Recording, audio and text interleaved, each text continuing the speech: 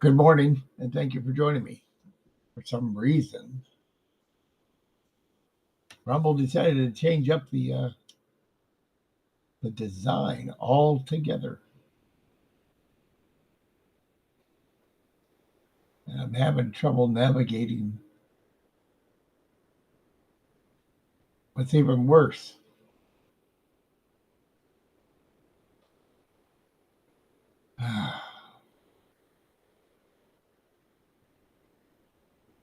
what's even worse is they took away the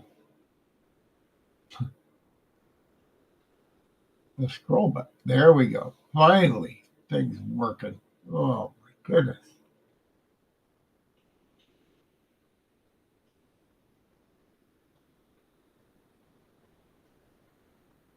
And it added some other stuff.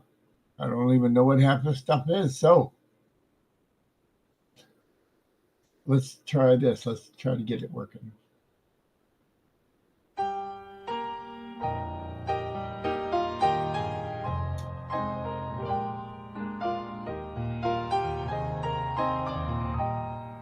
I'm kind of homesick.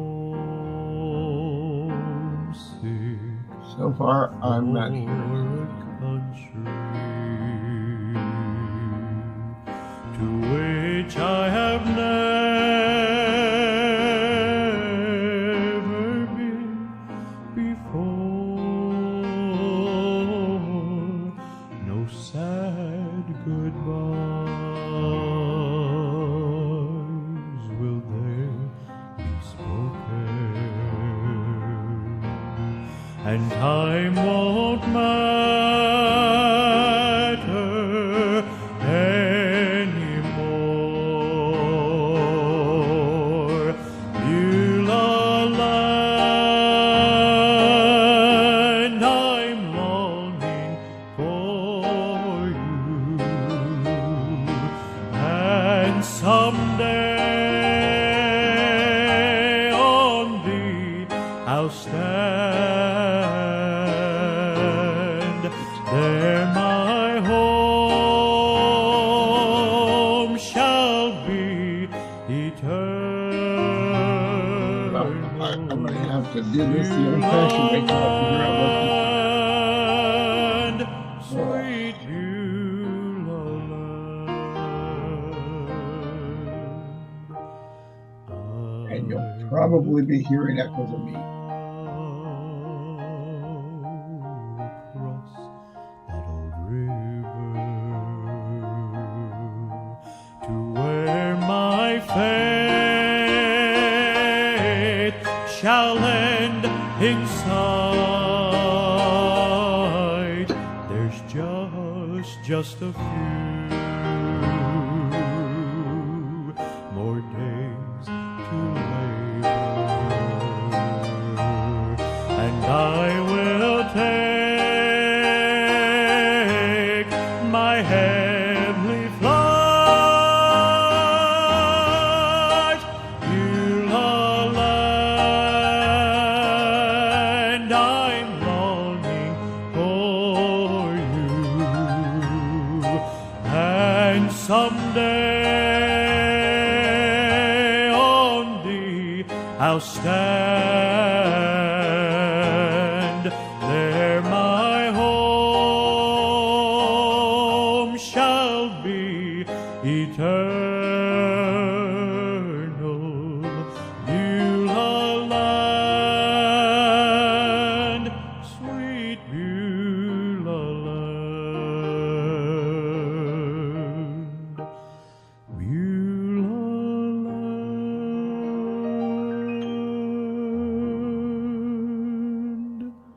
sweet Beulah.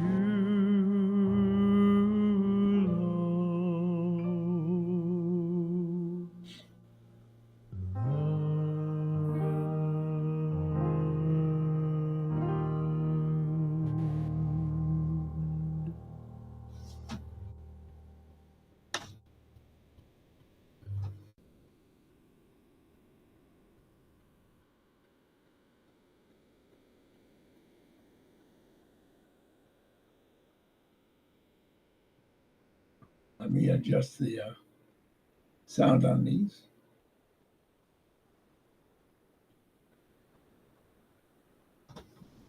Well, good morning, and thank you for joining me. I did not expect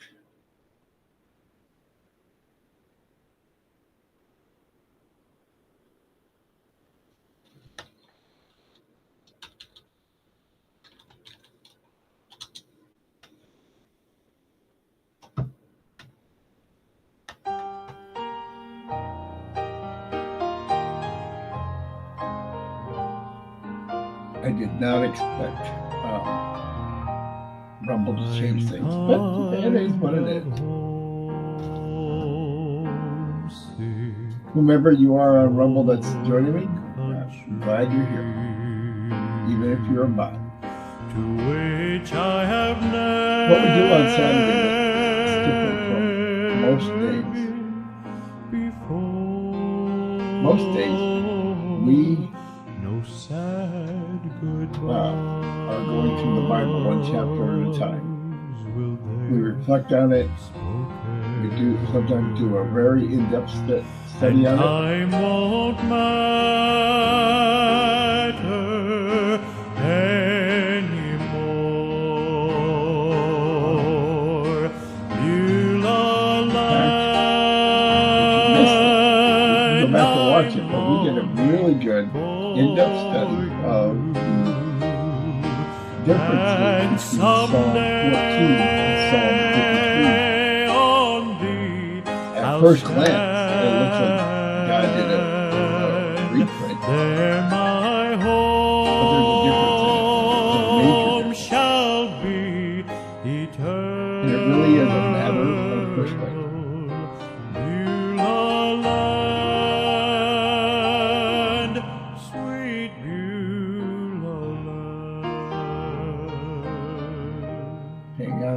The problem is I use a different software on Saturdays, and they call me.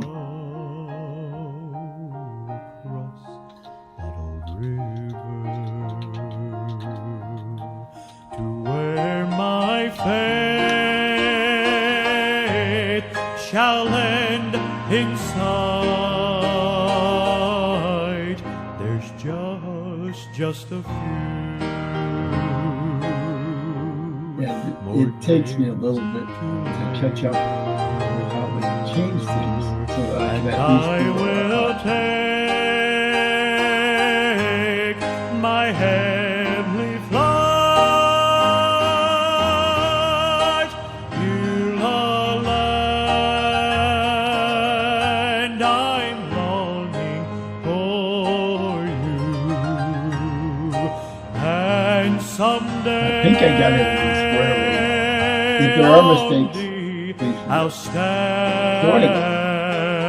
What we do on Saturday is we do a different question from the book of questions written by Gregory Stock, Ph.D. And these are philosophical questions. They're to test your philosophy. There's no wrong answers. There are answers that will raise people's eyebrow, and there are answers that might get you locked up. But that's just answer truthfully and let the chips fall where they may. Well, the way I answer them is with a biblical perspective. It's not always my perspective, because I am a growing Christian and I'm learning every day. So I may not be 100% accurate, but I'm using the Bible, the Word of God, as the basis for the answers on these. Well, today's question, as you can see on the board, is: are there people you envy enough to want to trade lives with them? Who are they?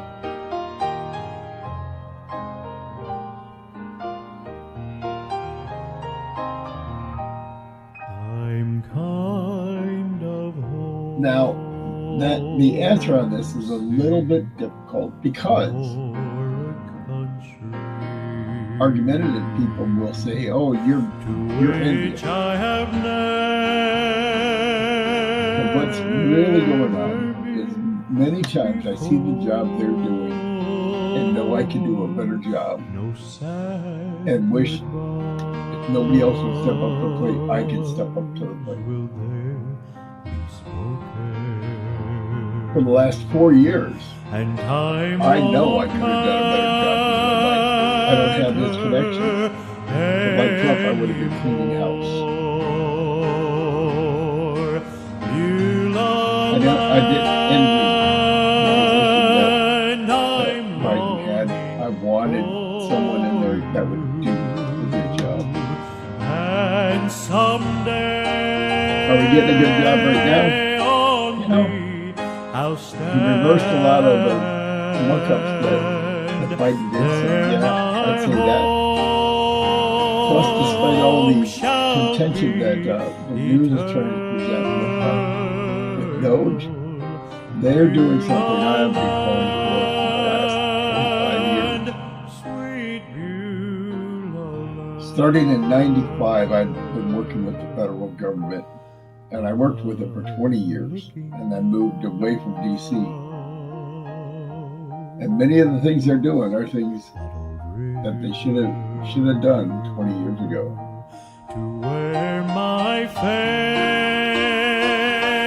Wait till they get to some of these federal agencies that nobody knows about. Like one called PBGC. That's the Pension Benefits Guaranty Corporation.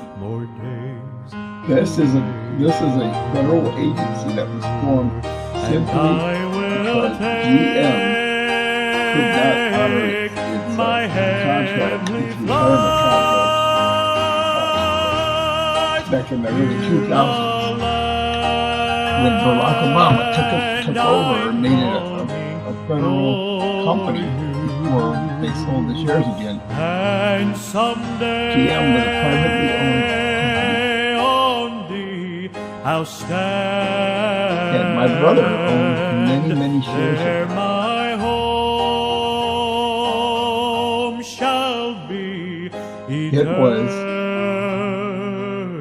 It was a highly undervalued company. And even if they had gone bankrupt and sold everything,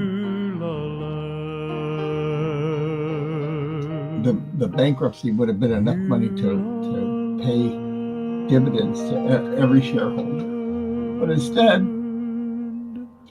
Barack Obama came along and somehow turned it into a federal-owned agency, and all those shares were worth zero, nothing. It was one of the biggest robberies the federal government's ever done to people. My brother shook it off. It caused his wife to not let him invest for a while because he went in heavy.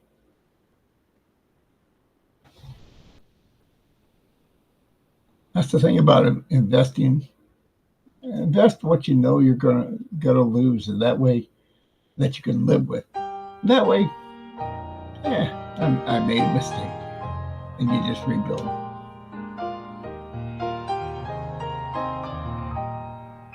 I'm kind of homesick. So then, pardon me.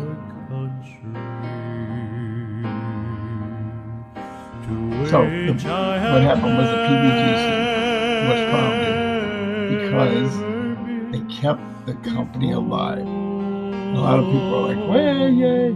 You know what? Barack Obama spent so much money. That put us into so far into debt as a nation. And we didn't get anything out of those shares. I think he sold those shares. It was back to being a private company.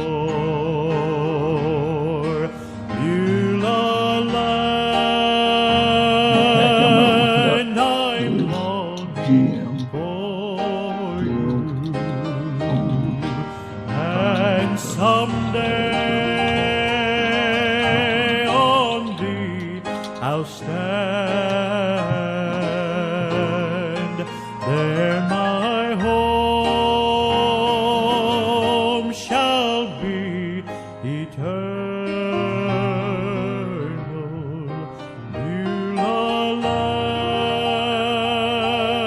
sold the remaining shares in 2013.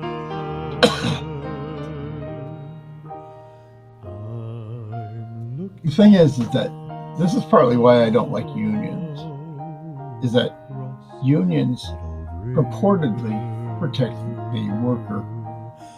But I've met union bosses when I was living in D.C.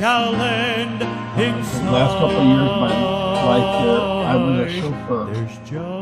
And I met and drove around union bosses. And they are the scum that you see portrayed in every movie, every TV show. They are the scum of the scum. I don't think I met union. I didn't meet every union leader, but every union leader I met was exactly the same. And someday on thee I'll stand there, my home shall be eternal. Now, Beulah land, sweet Beulah. those union leaders negotiated contracts that GM, the company, is looking at. Well, do I agree to this term, or do we go bankrupt because we can't produce anything? About the same time, if you remember, Wonder Bread. If you ever wondered, those that remember, why Wonder Bread doesn't taste the same, why it isn't as fresh as it used to be, it's because it got bought out by a Mexican company. Because Wonder Bread went to the negotiating table, the union said, "We want this," and Union Bread said, "Look, we're already operating at a deficit. If you force this to this, we will shut down and we will sell all of our assets." And the union didn't believe them, and so Wonder Bread shut down and sold everything. The people who owned Wonder Bread at that time made out really well because they were a highly valuable company. The union lost everything. And anybody who had faith in the union should have lost it at that point. And in fact, many did, except for these automaker unions decided they were going to show the company, and they forced them into bankruptcy. They forced the federal government to take over. They didn't force it, but the federal government wanted to take it over so they could show how much fascism worked. Government-run business. There are two types: fascism and communism. True communism, they make stuff and give it to those who need it. Fascism is we still make stuff and we sell it on the open market, but the money goes to the government. Anybody who calls Donald Trump fascist has no idea what they're talking about. They're talking about the social side of fascism, and they're wrong about that too. But they have no idea on the economic side of fascism. Fascism is that the government owns the business. They let somebody be a figurehead, and as long as that company makes money, that figurehead will make money too. But not a capitalist society. Capitalist society says the government doesn't own any of it. It belongs to whoever invested money into it, and the government should not invest money into it. But if they have money to invest, that's money they can deduct from our taxes. Flat out, plain simple, done. And I will take. Speaking of taxes, I'm really supporting Donald Trump's idea of getting rid of the tax.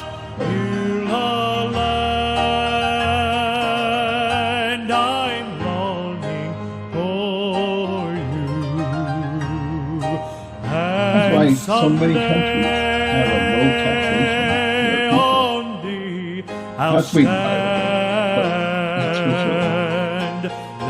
But many countries don't have a high income tax because they have a high import tax or tariff on goods sold from abroad, especially in the United States. That's why many of them are held back, because they don't have the capabilities to build products, and the stuff they import is way too expensive. Whereas in the United States, we can be a self-sufficient country.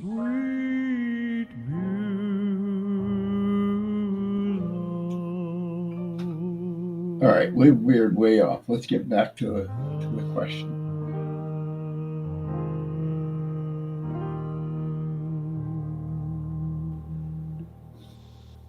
Are there people you envy enough to want to trade lives with them? Well, number one, if God wanted me in those positions, he would put me there. If it were my life to guide myself, are there places I would rather be? Yes, absolutely. I would rather trade jobs with Jeff Bezos. Get that company running right. I'd rather trade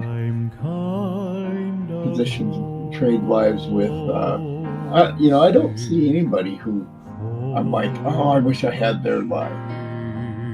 When I was young, yeah, you hear the Glenn and stuff, and you're like, oh, I wish I could do this. One life I would love to have is the life that Robin Williams lived. Knowing what I know and having his ability, I would love it, because I wouldn't off myself. And time won't matter. What I envied about him is he could go, and people were laughing the moment he came on stage, just because Robin Williams. And I took my shot at doing stand-up. That didn't do so hot. And if I get back to doing it, it'll be about a year before I stand up for a while and do very good. Went to sell insurance, came back to stand up with an attitude, and it changed. And it made me super famous at an older age. Well, I'm wearing that age on already, because I'm 50 now. So anyway,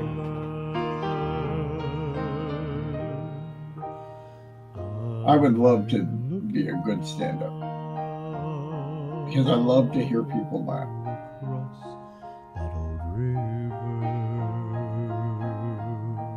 To where my faith shall end in sight. Are there other people? I was kind of jealous of Justin Timberlake for marrying Jessica Biel. But she turned out to be a crazy woman anyway, so I don't mean crazy, but something's not right there that you mess around on her. She was stupid enough to say I do to him, so she's not that bright. And on top of that, she voted for Hillary Clinton and Joe Biden, so yeah, I don't think it would have worked out. Now she's a married woman, so I don't know at all. And but you know what? Oh, the second question is who are they? There is something I wanted to do 10 years ago, and I wish I had the wherewithal to do it. But obviously I can't. And that is, I wanted to be not a security guard, not a bodyguard, but I wanted to be almost a handler for Lindsay Lohan. If you remember back a decade and a half ago, Lindsay Lohan had everything at her fingertips. and she started hanging with the wrong people and getting drunk and destroyed her life, destroyed her body. And I wanted to be someone who was like, Miss Lohan, I'm going to be here at the party with you. And if any guy tries to do something that you've already told me you don't want done, I'll stop him.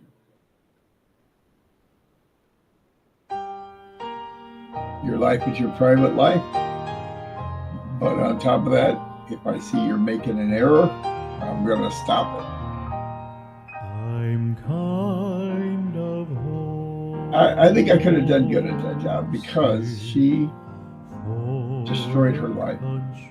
And you could almost feel like part of her was reaching out going, please help me, please help me. And the other part was saying, get away from me, let me do my own thing. And she needed somebody there to stop her from the bad influences. No sad goodbye. And then a white knight, you know, the reason I didn't do anything like that is because I didn't have the money. I would have done it. But of course I would have gotten paid. You want to destroy your life? Hey, I'm not standing in the way. If you want help getting out of that, I'm there for you. But you know what? God took that and turned it into being at the pit rock for 7 years.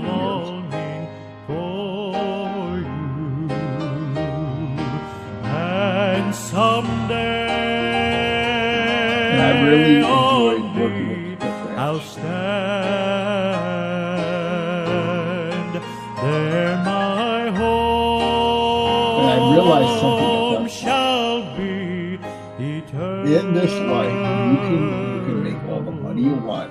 You can have all the glamour. You can be who heaven and die old, decrepit, and people soon forget who you are, except in legend.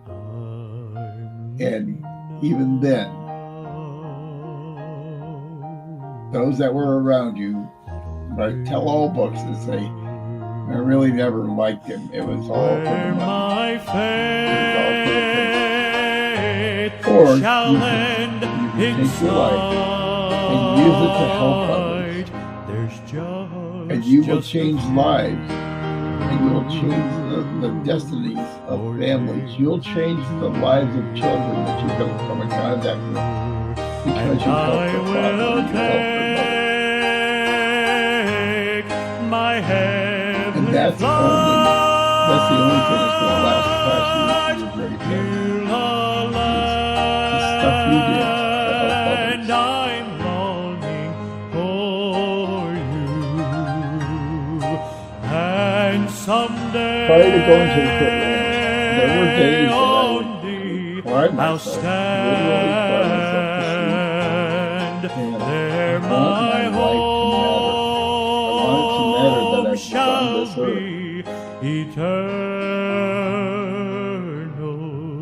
And it didn't come to matter for many, many days at the pit ranch. And now, God is to open the door that that He's using me to help my brother with his son, who's a special needs kid. I say kid, but he's physically 30 years old, and mentally he's not. Nonetheless, I am so grateful that I get to spend time with the two of them, because they have actually changed my life as well. So I'm enjoying life. I don't envy anybody. I know I could do a better job at some of the jobs I see out there. But you know what? Most of them earned that job through legitimate means. One guy I know of got elected through nefarious things. And that guy I would have loved to have changed places with. But I'm glad my son's not a crackhead. I'm glad my son's not sleeping with his sister-in-law. I'm glad that I don't have to which I have be pardoned for the case of my life. All right, well, that's it for today. Thanks for joining me. Be sure to hit the thumbs up button. Join us on Monday for the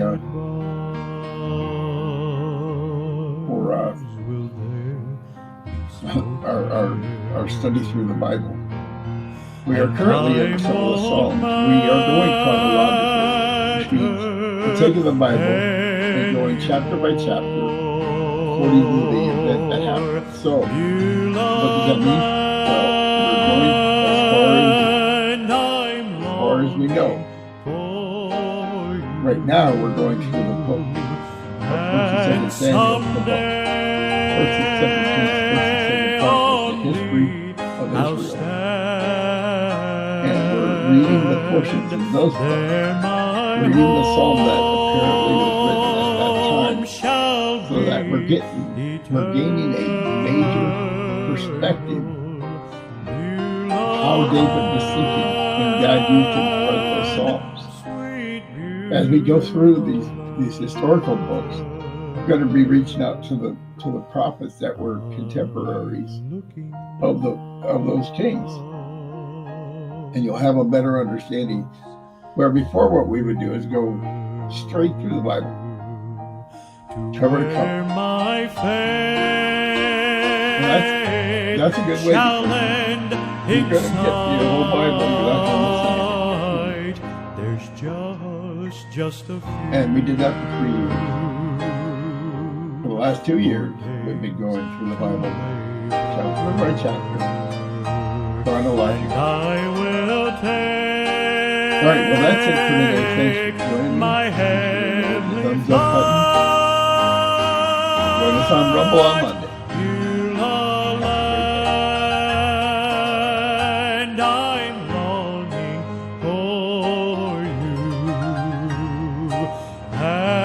Someday on thee I'll stand, precious man.